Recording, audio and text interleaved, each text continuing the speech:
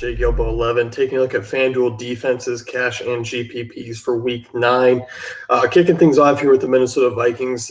First thing you might notice on FanDuel this week was the fact that they did bump up pricing a little bit on defenses. Your Minnesota Vikings, your Denver Broncos, your Kansas City Chiefs type guys are all, up over 5K, much like where we saw them last year. So things are tightening up just a little bit. That kind of forces us to maybe take a look at cheaper guys now in cash if you need that extra, $800, $700 to, bump up another player. So keep that in mind. I did go into a cheaper cash game option, but I'm still looking to pay up. I think Minnesota 5,300 home matchup against the Lions.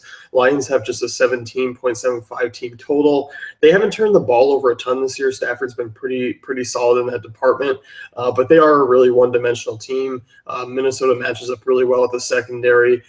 They're good against tight ends. You look at this. I mean, Detroit averages allows about 2.4 sacks per game. Minnesota defense line is very solid. So in division matchup here, I am looking at Minnesota come out on top. I mean, 2 kind of poor performance weeks in a row. Their defense was fine against Philly, but last the Monday night game against Jay Cutler was a bit of a surprise. So look for them to rebound here. They come in with one of the better cafe values still. They come in with a projection over 10. So I'm looking at Minnesota to be kind of the viable cash game option this week if you have the cash. In terms of a value cash defense, this one might surprise a couple of people, but San Diego, 4,500, so an $800 difference from the Vikings.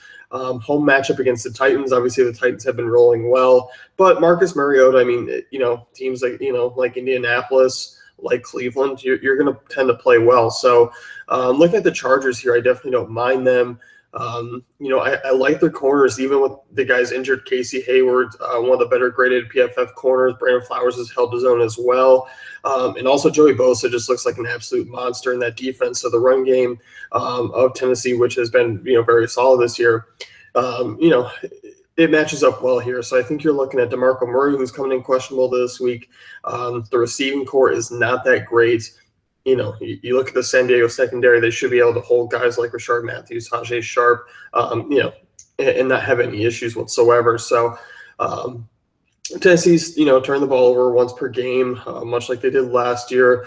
San Diego is the 7th highest scoring fantasy defense so far this season, and they faced, some pretty good offenses. So I do like them this week. I think 4,500 is a viable price. I think you can expect 7 to 10 fantasy points from them.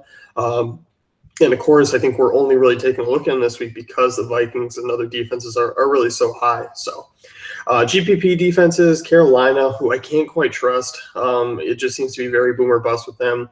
You can look at them and go, all right, I feel much better about Carolina against the Rams than I do the Chargers. That's fine. You can use them in cash as well. I think they're cash game playable. 4,500, on the road at the Rams. We have seen teams that go cross country come out and look flat. But you look at Carolina, they do rank 5th as the 5th best run defense per Football Outsiders, 27th against the pass. But obviously, Case Keenum, Jared Goff, whoever the hell starts this week, isn't going to be really a tremendous threat. So I'm looking at Carolina here. The Rams are turning the ball over nearly 2 times per game. Carolina's come off a very solid week. They did get some pressure on Carson Palmer, which was nice to see.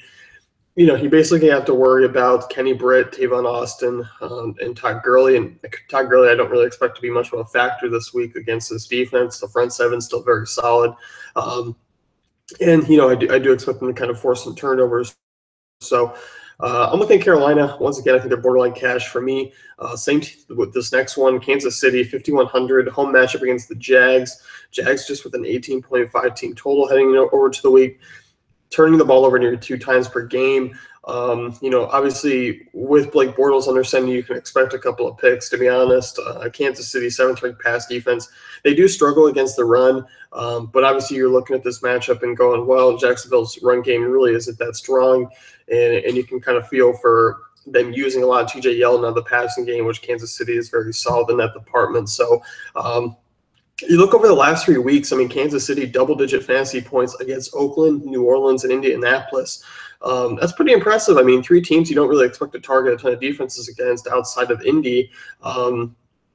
and they come away with 3 solid performances. So they're generating the most takeaways per game this year. Obviously, I know the Ryan Fitzpatrick game inflates that number a little bit, but they've still been very solid. A lot of playmakers, they're getting healthy, so that's definitely good. 200 cheaper than Minnesota, so not exactly a value, but I do like them as sort of off of Minnesota, who I do expect to kind of gain the most ownership this week.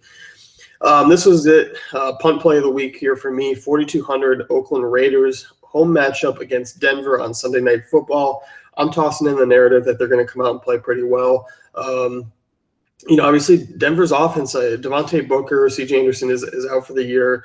Devontae Booker looked pretty well. He does have a good matchup. I do think Booker is a decent play this week, but I like the way these corners are playing now. You're looking at guys who kind of obviously really struggled giving up long plays early on throughout the year. But last couple of weeks, I mean, they've been pretty stingy. It's a matter of getting to the quarterback. It's a matter of kind of forcing that timely turnover. Broncos just with the 21-team total, and I think overpowering 4,200 for Oakland. I'm intrigued. I think, in terms of a punt play in the GPP, I might be looking to get some exposure here because, now that's $1,100 from Minnesota. That's, a big difference from some of these teams. So you can start to look at the punt plays maybe a little bit more if this kind of pricing continues to stay put. Denver's turning the ball over 1.4 times per game, given they're on the road. I'm not really looking at them as a tremendous threat once again through the air. If the run game succeeds, obviously, I think, they're not going to give up a ton of points on every drive. So I do like Oakland. We have the projection here at about 7-7. I think in that range is certainly possible.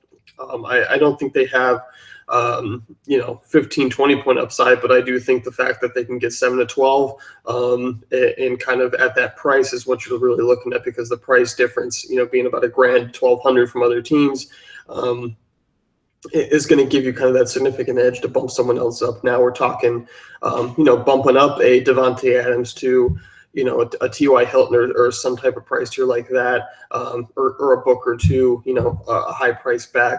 So you can look in that range. I think this is the week now. Here we're week 9 where that comes into play a little bit more. So that's going to wrap things up with the FanDuel picks for defense this week. Be sure to head on over to DaveFantasyCafe.com. Check out our great tools and content. Cheat sheets will be up Wednesday evenings. Be sure to check those out as well. And we'll catch you guys in week 10.